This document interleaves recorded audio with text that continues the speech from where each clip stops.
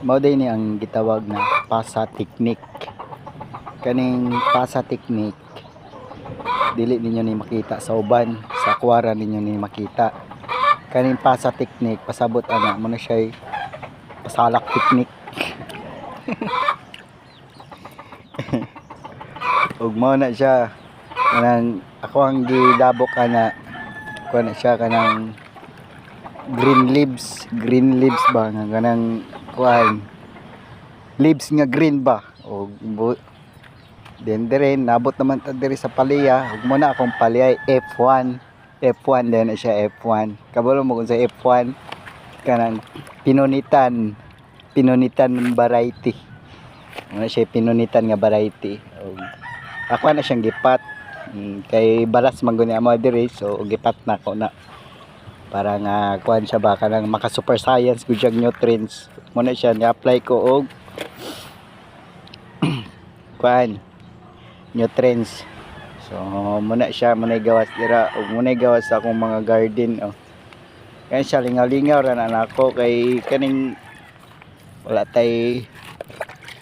kuan wala tay lingaw o maglantaw-lantaw sa tuang tanom muna siya purpose nako exercise unsay mga mahimo o muna ako ang mga grafted nga kalamansi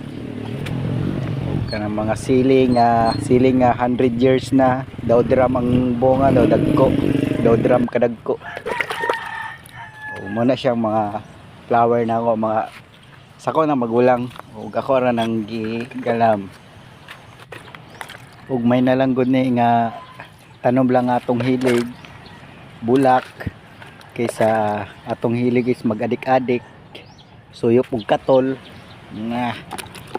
superman taod-taod di maayo so mas maayo gani nga kanira nga atong hilig no kay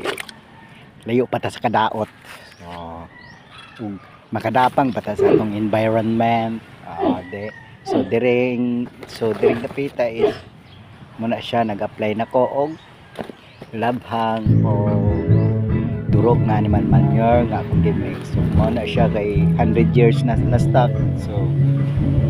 ako na lang gibutang dire kay kulang gyud ang sapat nga kuan sana mga any material nga di nato masabtan ug atong kailangan sabton ug mao